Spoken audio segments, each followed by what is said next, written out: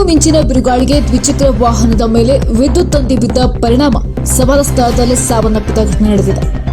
ಕೊಟ್ಗೆರೆ ತಾಲೂಕು ಕಸಾಬಾ ಹೋಬಳಿ ವಡ್ಡೆಗೆರೆ ಗ್ರಾಮ ಪಂಚಾಯಿತಿಯ ಚೀಲಗಾನಹಳ್ಳಿ ಗ್ರಾಮಕ್ಕೆ ಸಂಪರ್ಕಿಸುವ ಮಾರ್ಗ ಮಧ್ಯೆ ಈ ಅವಘಡ ಸಂಭವಿಸಿದೆ. ದ್ವಿಚಕ್ರ ವಾಹನ ಸವಾರ ಚೀಲಗಾನಹಳ್ಳಿ ಗ್ರಾಮದ ಯೋಗೇಶ್ ಮೃತ ದುರ್ದೈವಿಯಾಗಿದ್ದು, ಹಿಂಬದಿ ಸವಾರ ನರಸಿಂಹಮೂರ್ತಿ ಬೆಂಗಳೂರು ಆಸ್ಪತ್ರೆಗೆ ರವಾನಿಸಲಾಗಿದೆ. ವಡ್ಡೆಗೆರೆಯಿಂದ ಚೀಲಗಾನಹಳ್ಳಿ ಗ್ರಾಮಕ್ಕೆ ಹೋಗುವ ವೇಳೆ ಬಿರುಗಾಳಿ ಹೆಚ್ಚಾಗಿ ವಿದ್ಯುತ್ ಕಟ್ಟಾಗಿ ದ್ವಿಚಕ್ರ ವಾಹನದ ಮೇಲೆ ಬಿದ್ದ ಪರಿಣಾಮ ಸವಾರ ಸ್ಥಳದಲ್ಲಿ ಮೃತಪಟ್ಟಿದ್ದಾನೆ. ಚರಂಡಿಗೆ ಬಿದ್ದ ಒದ್ದಾಡುತ್ತಿದ್ದ ಹಿಂಬದಿ ಸವಾರ ನರಸಿಂಹಮೂರ್ತಿಗೆ ಸ್ಥಳೀಯ ಗ್ರಾಮ ಪಂಚಾಯತ್ ಉಪಾಧ್ಯಕ್ಷ ನರೇಂದ್ರ ಬಾಬು ನೇತೃತ್ವದಲ್ಲಿ ಸ್ಥಳೀಯರು ಆಸ್ಪತ್ರೆಗೆ ದಾಖಲಿಸಿ ಪ್ರಾಣವನ್ನು ಉಳಿಸಿದ್ದಾರೆ. ಇನ್ನು ದ್ವಿಚಕ್ರ ವಾಹನ ಹಿಂಬದಿ ಕುಂದಿದ್ದ ಸವಾರನಿಗೆ ಸಣ್ಣಪುಟ್ಟ ಗಾಯವಾಗಿದೆ. ಸ್ಥಳಕ್ಕೆ ಬೆಸ್ಕಾಂ ಇಲಾಖೆ ಎಇ ಪ್ರಸನ್ನಕುಮಾರ್, ಸಿಪಿಐ ಅನಿಲ್ ಭೇಟಿ ನೀಡಿ ಪರಿಶೀಲನೆ ನಡೆಸಿದ್ದಾರೆ. ಕೊಟ್ಗೆರೆ ಠಾಣೆಯಲ್ಲಿ ಪ್ರಕರಣ ದಾಖಲಾಗಿದೆ. ನ್ಯೂಸ್ ಬ್ಯೂರೋ, ರಾಜಮುದ್ರೆ ನ್ಯೂಸ್, ಧ್ವನಿ ನಿಮ್ಮದು, ಜಾಲ ನಮ್ಮದು. ರಾತ್ರಿ ಒಂದು 8 ಗಂಟೆ ಸುಮಾರಲ್ಲಿ ಅಂದಾಜಲ್ಲಿ ರಾತ್ರಿ ಮಳೆಗಾಳಿ ಬಂದಾಗ ಕೆಲಸ ಮುಗಿಸ್ಕೊಂಡು ಕೊಟ್ಗೆರೆಯಿಂದ ಮನೆಗೆ ಬರಬೇಕಾದ್ರೆ ಚಿಲ್ಗನಲ್ಲಿ ನಾಕುಮಾರ ಇವರ ಜಮೀನು ಹತ್ರ ಲೈನ್ ಹರ್ಕೊಂಡು ಇವ್ರ ಮೇಲೆ ಬಿದ್ದಿದೆ ಬೈಕಲ್ಲಿ ಬರಬೇಕಾದ್ರೆ.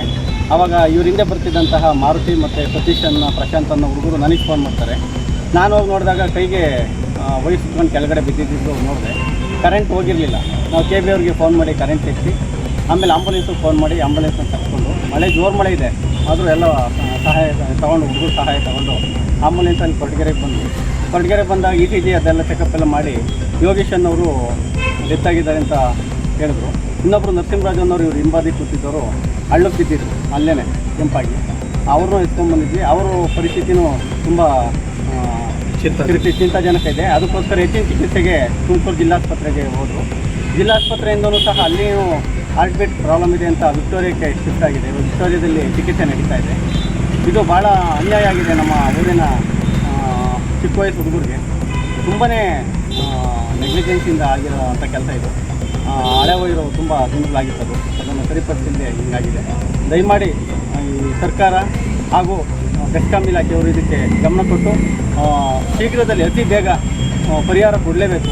ಪರಿಹಾರ ಅವರು ಭಾಳ ಕುಟುಂಬ ಊಟಕ್ಕಿಲ್ಲದಿರೋಂಥ ಭಾಳ ಕುಟುಂಬ ಅವ್ರಿಗೆ ಪರಿಹಾರ ಕೊಟ್ಟು ಅವ್ರಿಗೆ ಸಾಂತ್ವನ ಹೇಳಲೇಬೇಕು ಇದರಲ್ಲಿ ಅಂತ.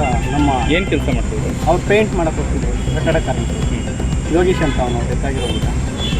ಇನ್ನೊಬ್ಬರು ನರಸಿಂಹರಾಜ್ ಅಂತ. ಇಷ್ಟು ಇದೆ. ತಮ್ಮ ಹೆಸರಣ್ಣ? ನರೇಂದ್ರ ಬಾಬು, ಪಂಚಾಯತಿ ಉಪಾಧ್ಯಕ್ಷರು.